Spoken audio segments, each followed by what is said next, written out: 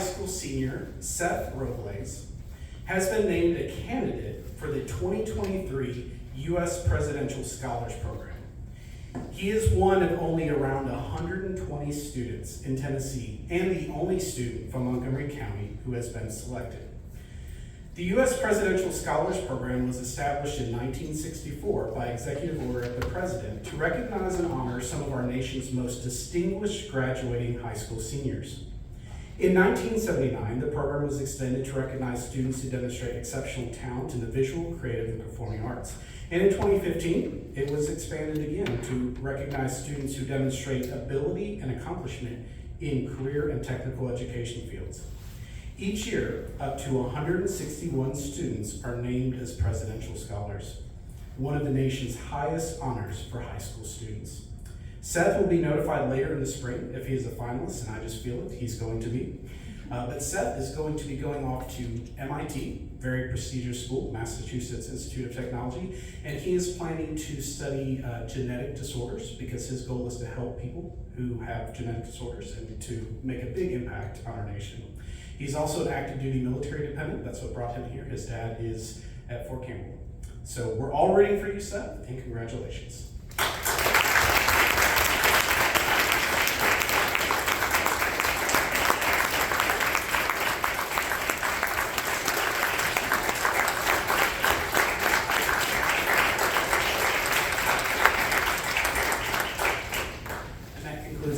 Tonight's program. Thank you. Next item is approval of consent agenda. I have a motion from Mr. Mabry and a second. All in favor? Passes 7-0. Next item, policy monitor.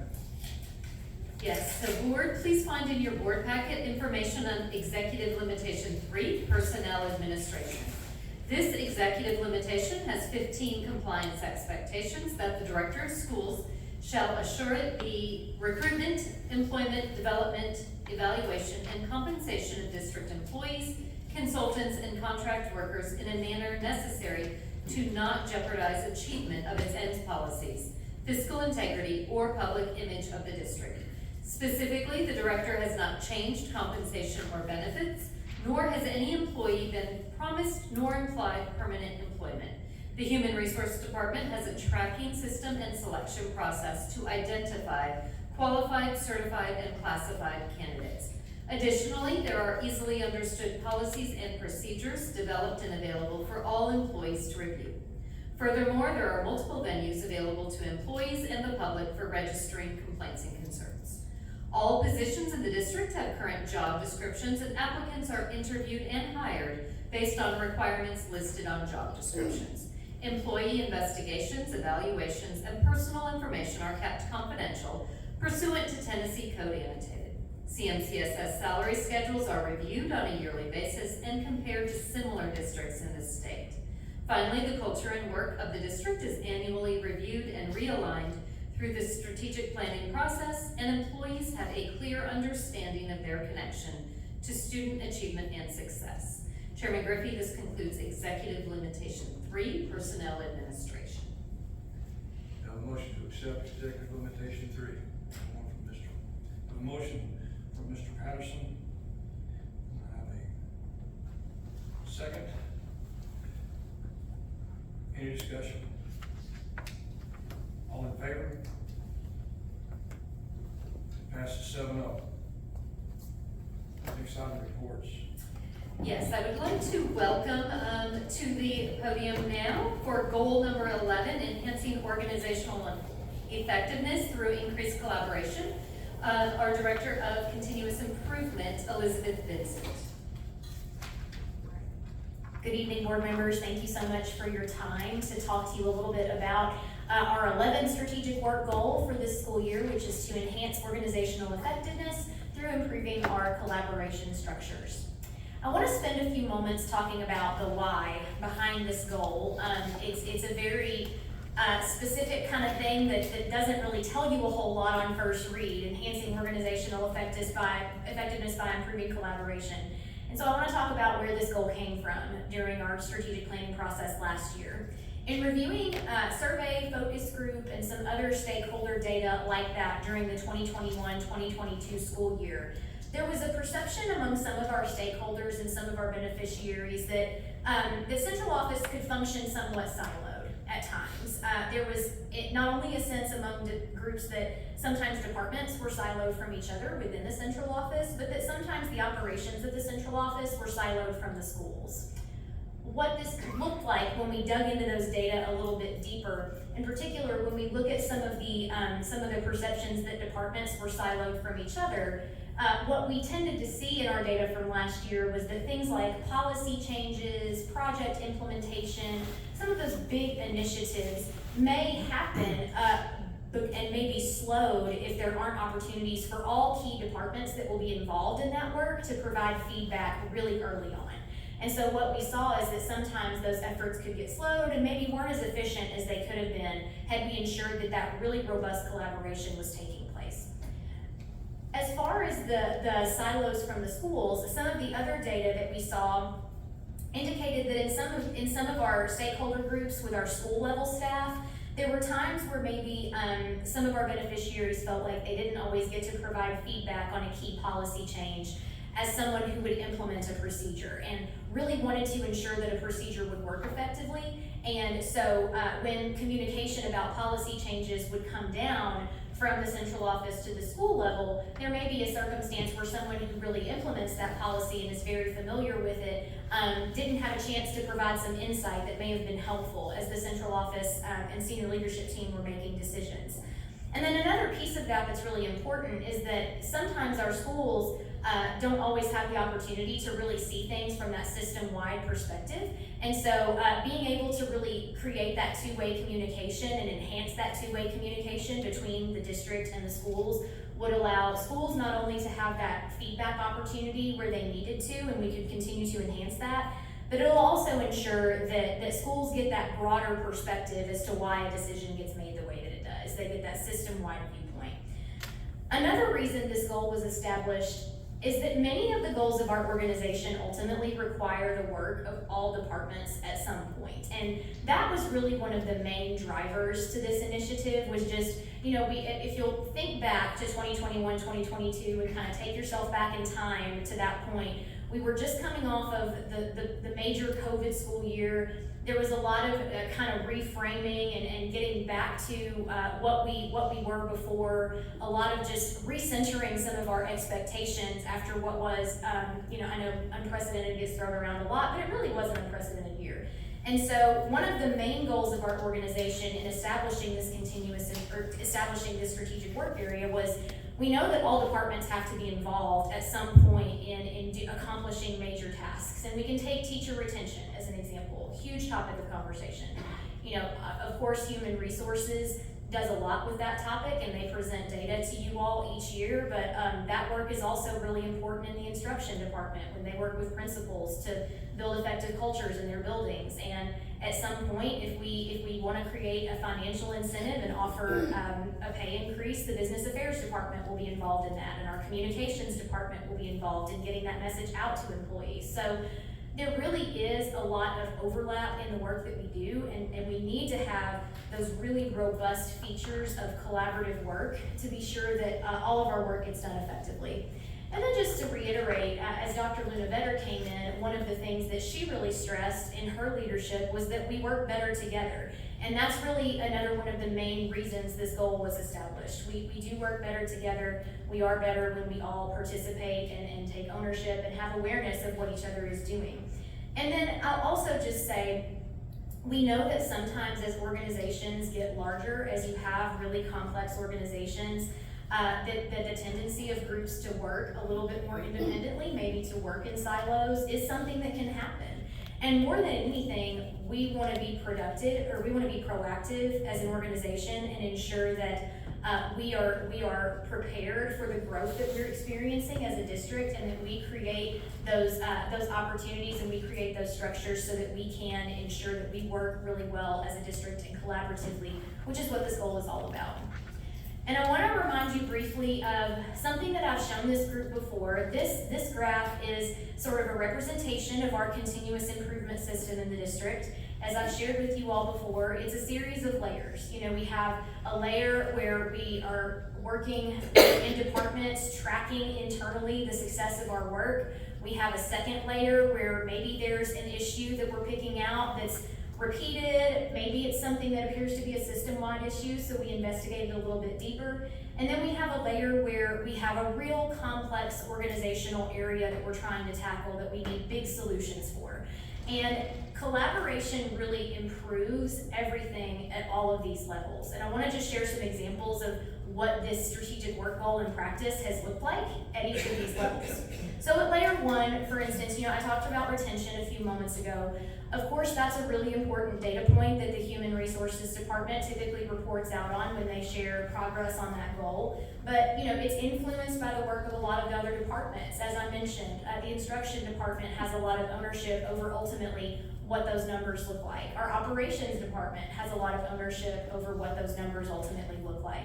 And so at that first layer, even though maybe you have one department that's really tracking a key data point, they're all gonna have to be working together, and we're all gonna have to be talking to each other to make sure we understand why those numbers might look the way they do, and how we can ensure that they continue to trend upward. At the second layer, what we see is, that sort of second process study level, where maybe we've detected a problem as departments have looked internally. We don't know if it's something that's really a broad system-wide issue, but it's definitely something that needs investigation. And the work that our transportation department has done around student discipline is a perfect example of how collaboration has worked at that layer, because the operations department looked at their data, they identified some inconsistencies that they didn't want to see. My office worked with them to establish some areas that they could consider making improvements on. They partnered really intentionally with the instruction department to expand some resources provided to drivers to get them training.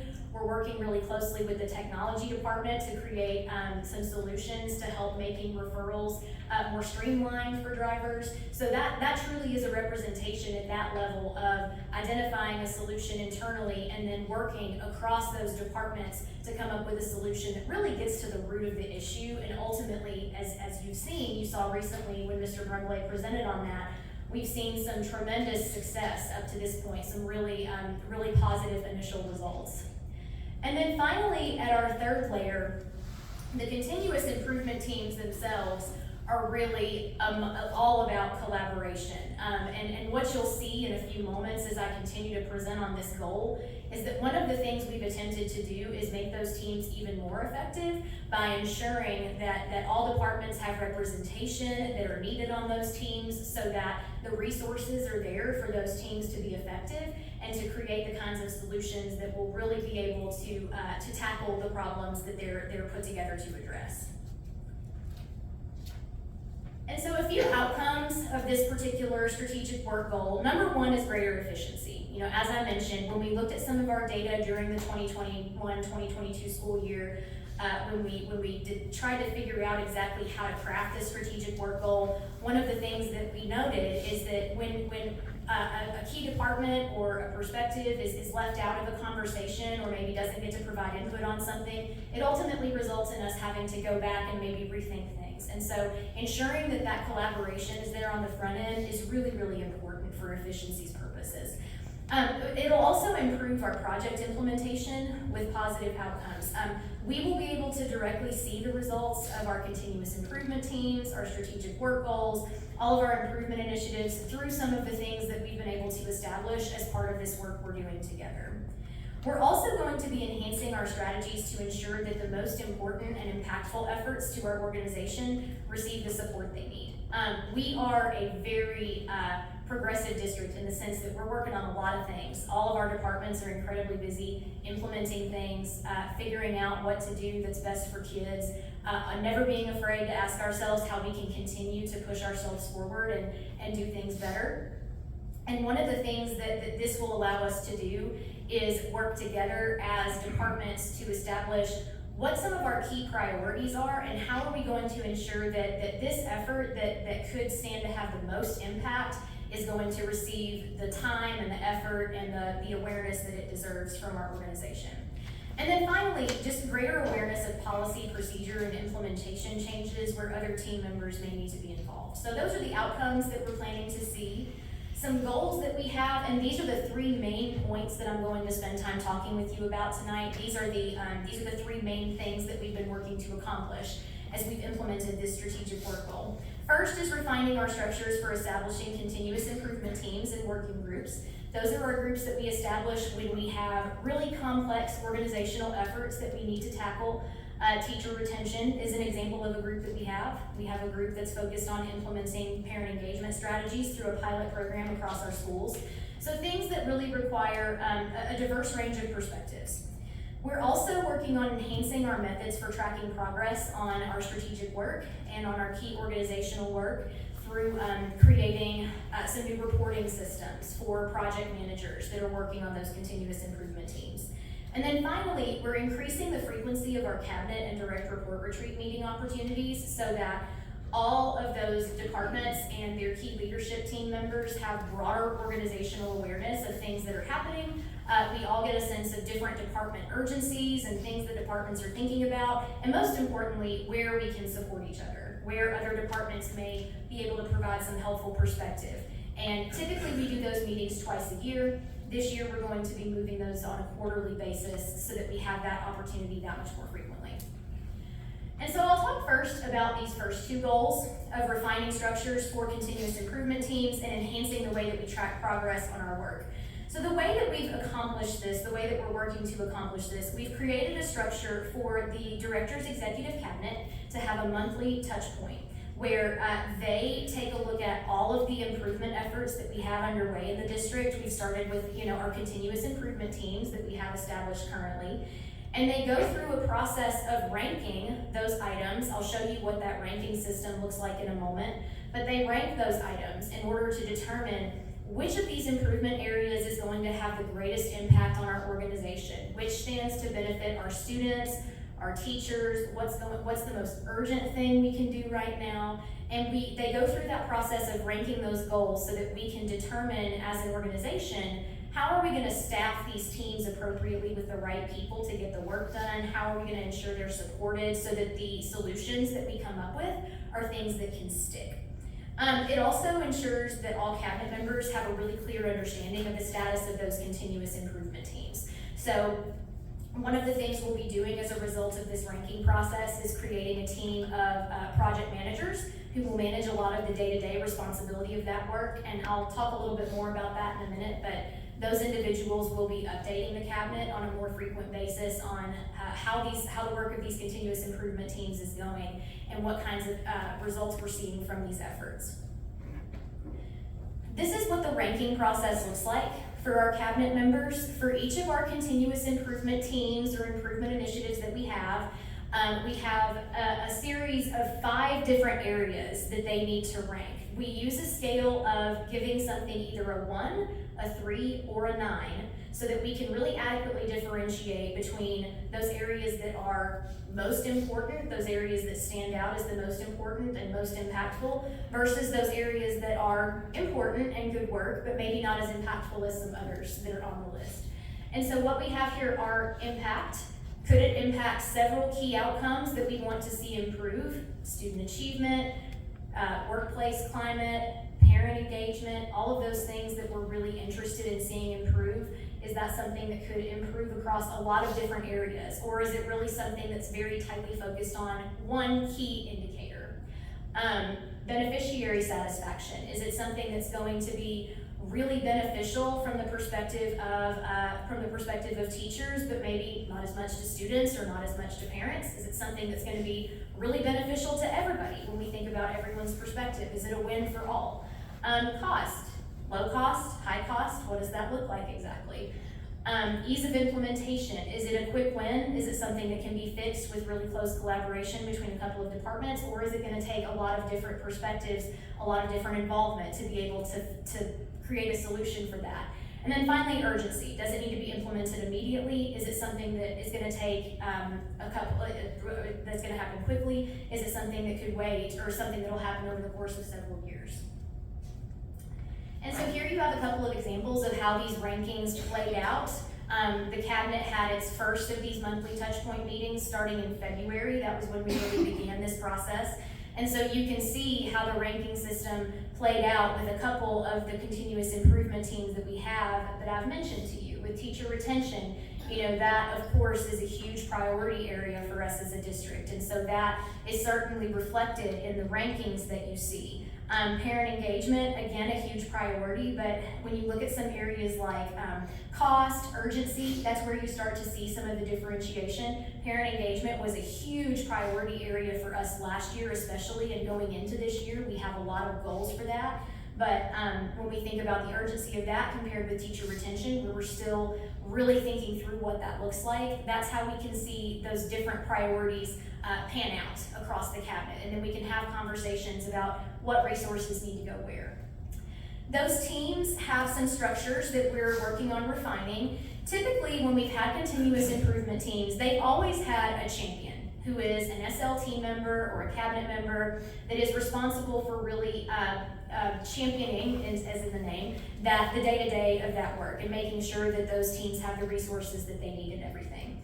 What we've done with this strategic work goal is we also have project managers who will be elevated to serve in the capacity of really managing the day-to-day of these continuous improvements efforts and really being engaged on tracking the data, working across those teams to ensure that action items are being executed on, that we're making progress on the work. And then that champion will really serve in the role of supporting that team, holding others accountable if that team has a need for a resource to be able to accomplish their goals, and really just breaking down obstacles is the role of the champion in that case. So this will also allow us to really tap into the leadership potential of some of our existing leaders across our teams. Our project managers that we have for these initiatives right now are all, they're not cabinet members, they're all department leaders in some of our different departments, instruction, human resources, and some different groups. And so it will allow for us to elevate the expertise and the leadership potential of some of our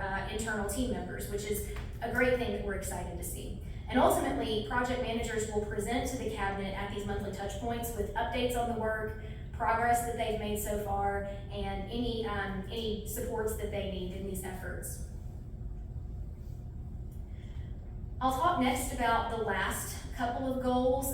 The goal of increasing the frequency of cabinet and direct report retreat meetings is a goal in itself, but it also contributes to us enhancing our methods for tracking progress on our work, because it allows us to talk to each other more and to hear more about department urgencies and how things are going. So as far as the frequency of cabinet and direct report retreats meetings, as I said, the purpose is really just to engage in organization-wide updates and tracking progress toward our strategic work areas as a district. We have these meetings on either a biannual or a once-a-year basis as we really thought about the creation of the strategic work. And one of the pieces of feedback that we all kind of shared amongst each other as we had that meeting, not this last year, but in the 2021 year, we really need to do this more often. We need to have these opportunities to get together and talk through things and plan solutions and talk about things that we're experiencing. So that's one key function of this. We can also ensure the departments can report out on urgencies and get support from other departments where needed. One of the best functions of these meetings and these retreats is when a department mentions something that they're planning on working on, and a couple of other departments can chime in and say, oh, you know what, I've been thinking a lot about that too. I'd really love to support you on that. And it just creates a really easy opportunity for collaboration and making sure that we're all involved in the work. It'll enhance our efficiency and effectiveness through promoting better communication and awareness of all of the work happening in our organization across all of our teams.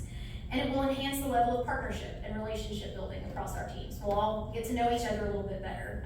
One of the things that we did at our most recent cabinet direct report retreat meeting is we all sat in tables of people all across different teams. So the goal was that you were not sitting at a table with anybody in your department, and you were tasked with talking about a professional dilemma that you were experiencing, just a particular thing in your work that you just couldn't overcome for whatever reason, and the goal was to get feedback from other team members who didn't have any experience with that problem, maybe didn't even know that it was a problem, but still could approach it and give you some insight as to how to make it better. And we solved a lot of problems that day. We came up with a lot of solutions for things that people were experiencing as dilemmas. And so that's a really important outcome of these meetings.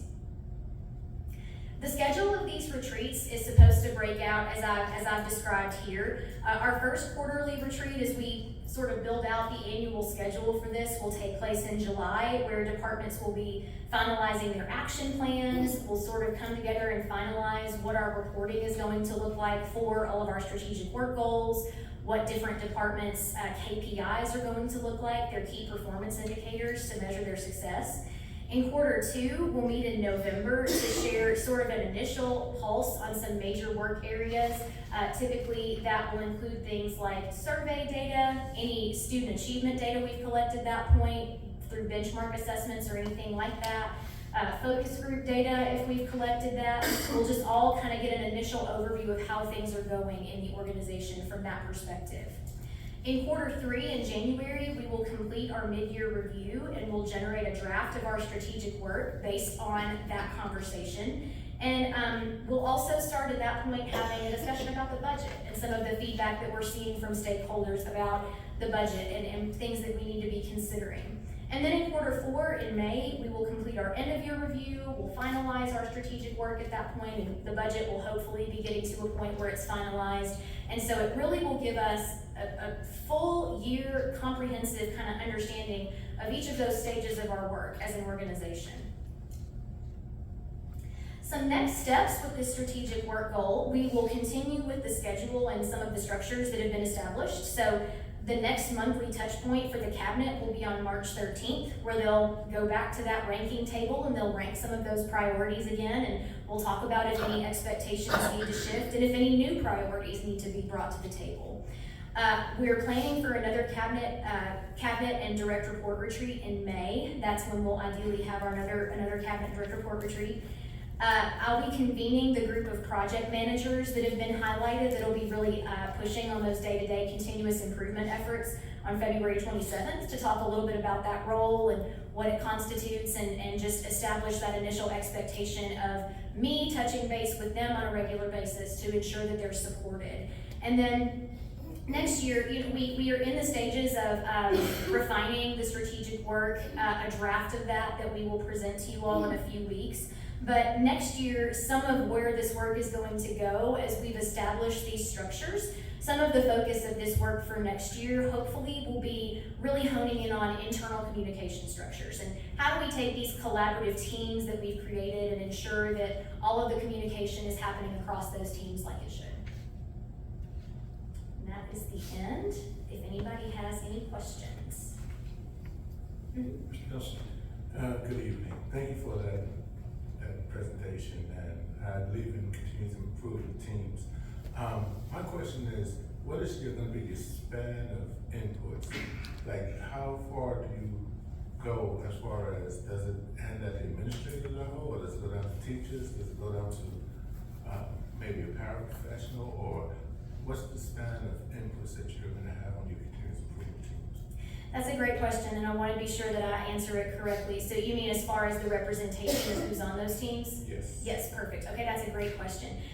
Historically, it really just depends on the topic. It can look a whole range of different ways. One goal that I really set for myself on stepping into the Director of Continuous Improvement role was to make sure that our perspective was as broad as it could be, while also keeping the teams not so big that they became unwieldy or it became too many perspectives to incorporate. So one of the things with our teacher retention team, I'll give that as an example. Right now, as we're in the work of really trying to dig into our district data and establish what some of the key areas are that we feel we need to focus on as a district based on our data, next year, as we hopefully move toward really trying to identify solutions and put those solutions in place, my goal for that team is to involve more teacher perspective and to really pull teachers in as we're implementing things to say, how is this working? Is this something that you're noticing a difference in, or is it something that we need to continue to improve on? So I think it's a great point. I think as much as we can include different perspectives, I think it's really beneficial. And I think our parent engagement team has been a good example of that too, because we have community members and parents that are serving in those school teams that are helping support that work. So absolutely, that diverse range of perspectives is always something that we think of and keep in mind depending on the nature of the work. Thank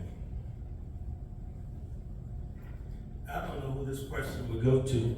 I don't know whether it go to you or Dr. Luna. Have any of you thought about looking at the demographics of the teaching professionals as part of this process? Absolutely. Yes, and so that's part of the educator diversity work, and so that is a portion when we talk about teacher retention and we talk about subgroups. Anyone else have questions? Well, I was just I'm concerned about how involved the parents are in this process of continuous improvement. I know we have the surveys and so forth. So when we have these teams and we come get the makeup of these teams, how many parents are on those teams? That's a great question. I can't say exactly how many parents. Parent engagement is the one that comes to my mind right now. Of course, that was a huge area where we knew we needed parent perspective. Obviously, that is for the parents, so we definitely want that parent perspective. Each of the schools that are participating in that pilot program, that is really the major focus of that work, have either one or two parent representatives. In some cases, they have a community representative that maybe isn't a parent in their school, but is someone who is a partner in education or a business that really just wants to see the school thrive. And so if I'm taking those numbers, I'd say there's probably 14-ish parents that are involved in that work really closely. We don't have any other groups at this point that have parent involvement at this point in time.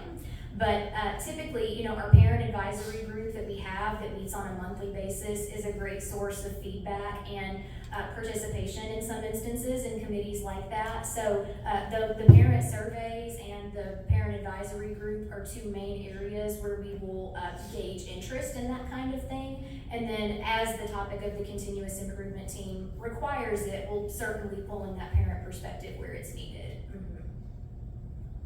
And I also am concerned, I think that the teachers and the staff need to be involved because it's going to make them happier at work when they give input, produce a better quality of work, as well as they're less likely to leave their jobs if they're happy. Absolutely. How are the parents and the teachers identified to actually be part of this process? The way that we go about that right now, oftentimes we will put that out to principals to share within their communities. If they have a teacher who's interested in serving in this capacity, to please ensure that teachers know about the opportunity and then can come forward. For the parent groups, of course, that came from the school community. Parents that were interested in being part of a parent engagement team were elevated. We will share opportunities like that among our parent advisory group that meets on a monthly basis, so they can share it within their school communities and encourage parents and oftentimes they know personally parents that are interested in some of those key issues, or they themselves will serve in those capacities. So a lot of it is sharing through those school communities, either through principals or through those existing structures that we have in place that meet on a monthly basis. I'm glad to hear that all the teachers get an opportunity to volunteer to be on this committee, because many times they're appointed by the administrator and they don't have a chance to be a part of it. Mr. May. I have the same question, Mr. Okay. So, I have, thank you, Mr. Chair. So my question would be, what safeguards do you have in place to prevent this from becoming an exercise in groupthink? That's a really good question. I appreciate that question. One of the things that I really prioritize as a continuous improvement director and as a person in this district who really values continuous improvement and believes in root cause, I really encourage our groups to focus on the data. And I think that one of the ways we prevent groupthink is by including diverse perspectives, which is why the formation of those teams is so important, and why I think this cabinet monthly touch point where we rank those priorities and that group gets to push each other on who's in the room, who's being included, how can we ensure that the perspective is there that we need and that we're resourcing this effectively. I think that's another huge way that we prevent that. Thank you. Any other comments? Yes, Space. I know this is probably important, but it'll keep you from going to sleep tonight. Why did you use the numbers, the benchmarks, 1, 3, and 9 instead of 1, 5, and 9? Well, 1, 3, and 9, I'd seen it both ways. You know, I had seen 1, 3, and 9, and I had seen 1, 5, and 9, and I just picked one. There's no real scientific reason that I picked the one that I did. I had seen both, and I chose one. So there it is. We certainly appreciate your report. Read a sign a year ago, I think, on one of my customers' businesses that said, treat your employees like they make a difference, and they will. And I certainly am glad to see that we're trying to make steps in that direction to get retention, and I applaud you for your work. Thank you. Next item, comments. Fort Campbell School Liaison Officer.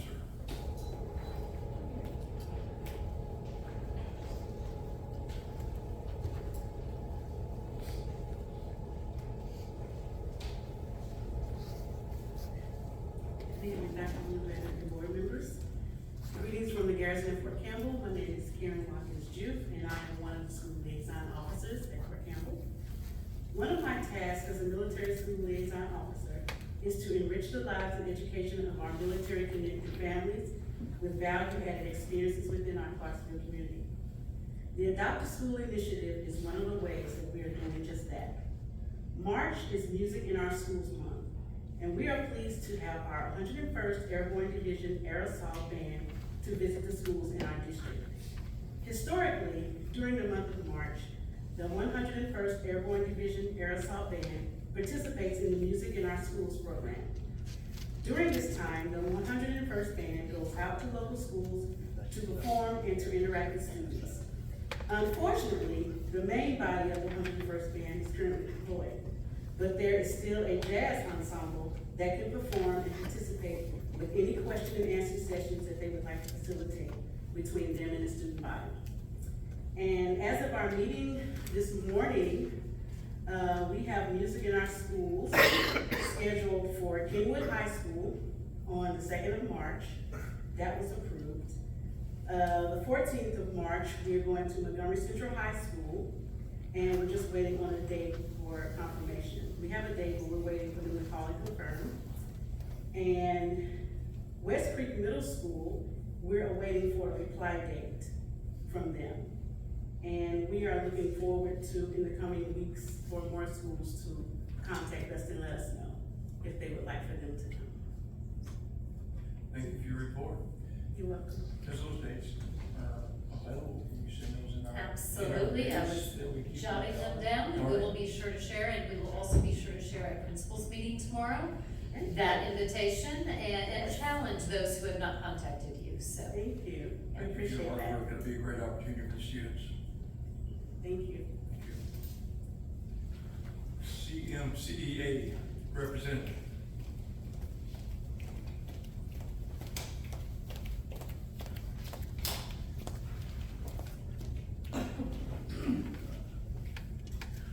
Good evening, board members. Just here to give you a legislative report tonight on bills that TEA is supporting or tracking.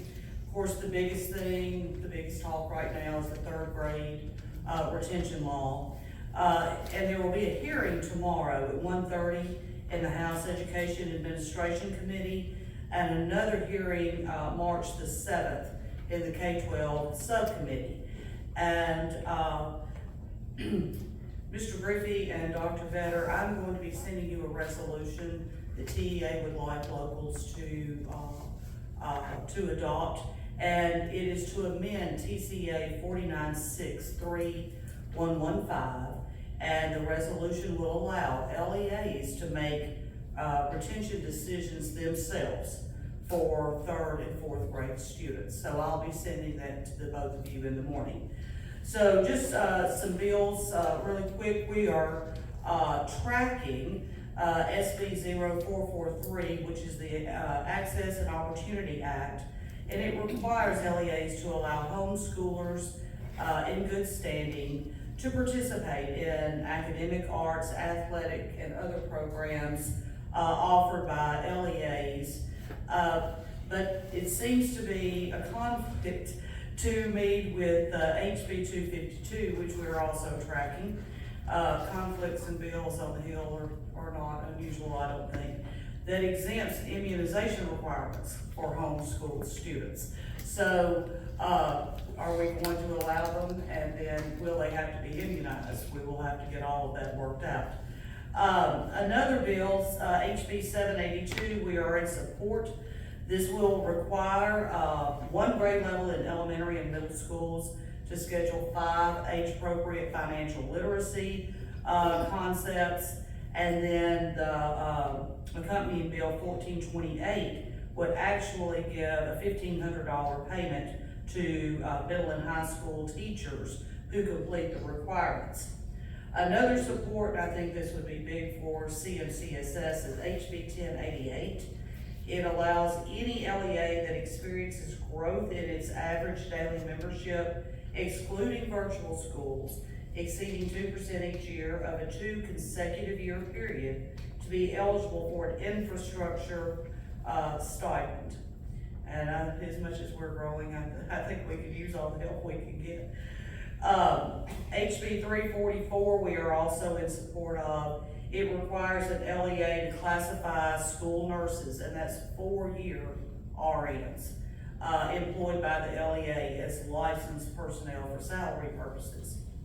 Another support, SB 249, this will require LEAs to conduct summer learning camps and after-school mini camps for priority students year-long rather than summer only. This is not a problem for Clarksville, Montgomery County. We do this continuously and have for some time.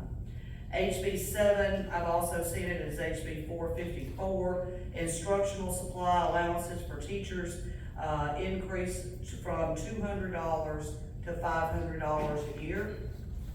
HB 1367 would require LEAs to pay full salary and benefits a teacher is absent from assigned duties as a result of a personal injury caused by the physical assault in the course of their employment activities. And finally, SB 556, we are also in support of, is the state must create a fund to reimburse educators for assessment costs when they pass the required assessments. So that's where TEA is right now so far as support and tracking. Oh, I don't need that. It looked like my keyboard. Thank you very much. Thank you. DT representative.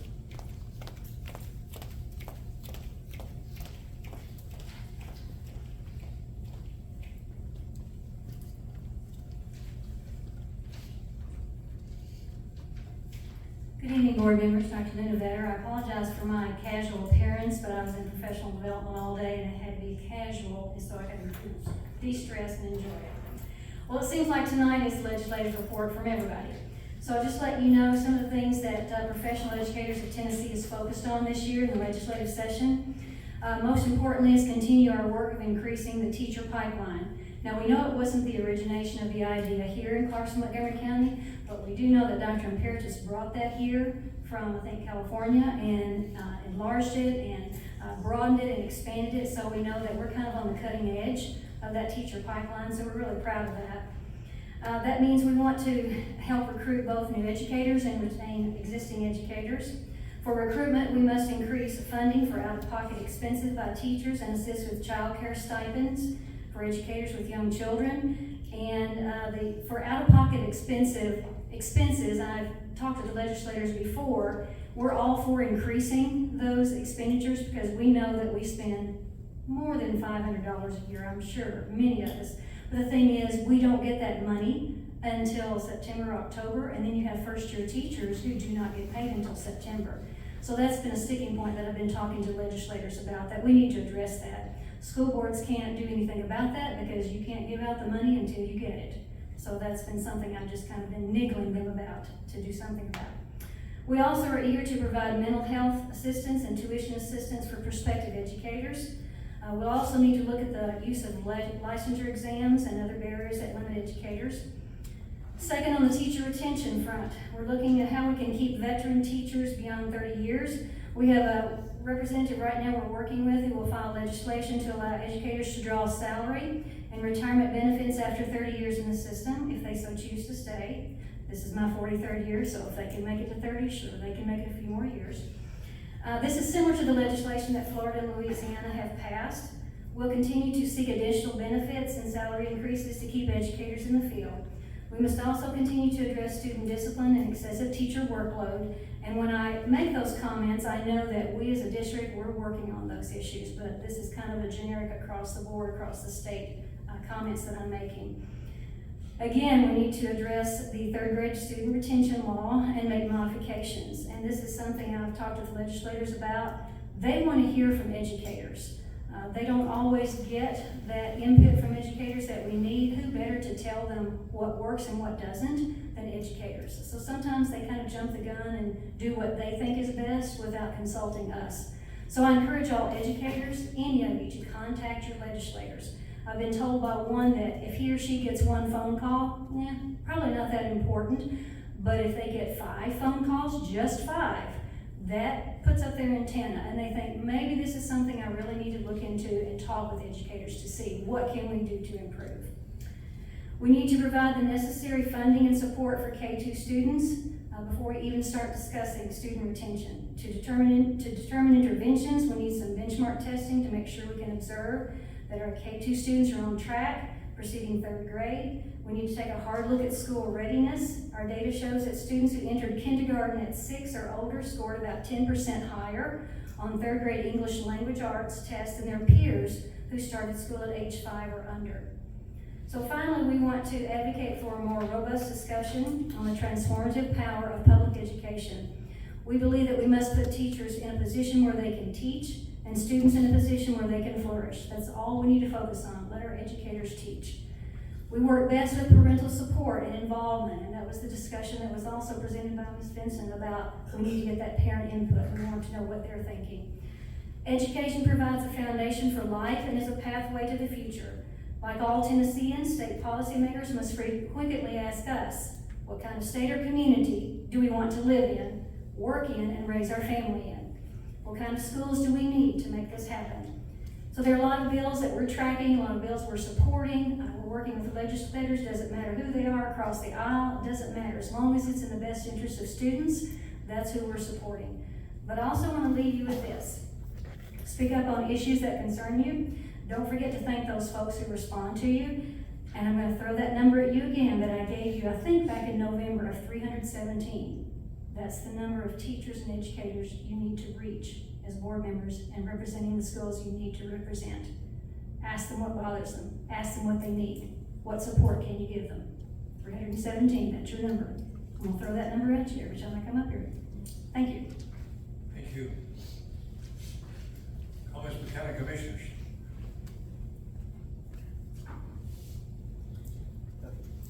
Comments by board members. I'll start from the left. Mr. Nelson. I would just like to thank the schools and those who recognize the board during the board appreciation. There was very kind and thoughtful gifts presented to board members, and really was touched my heart, and I really appreciate that. Ms. Mayor. Definitely echo that. The gifts are amazing. Want to thank also Mr. Bryant and the Highway Department for all the support you showed to the school system, and we look forward to seeing your new building. Mr. Patterson. Thank you. I'd like to, we're doing all this thanking, to thank everybody that was involved in the, on our snow days and tornado days, that we notified the parents and everything as soon as possible. And the communication I thought was great, except one morning it woke me up at 5:30. And I didn't realize I was on the calling list, but that's okay. But I think the communication and everything was done excellent this time. And I'm sure the parents appreciate it. It gives them time to plan their work schedule the next day. Mr. Garland. I had a chance to attend a TSBA board meeting last week. And one of the top things that was on our discussion was also third grade retention. And not only that, but also we talked about increasing teacher salaries. And also the last thing that we discussed, we disapprove the allowing of homeschoolers to play sports. And this is the reason why. Most of the time, if a child is homeschooled and you bring him on campus to actually play in a sport, will that child be obedient to that coach? Because they know that tomorrow I'm gonna be back at home.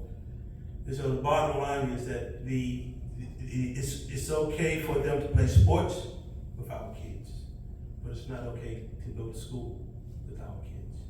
So we decided that we was going to oppose that. And boy, that's gonna come up at our November state convention. It's something that we're gonna have to vote on. Ms. Pace. I'd just like to echo Mr. Nelson's appreciation for school board recognition. Ms. Berry.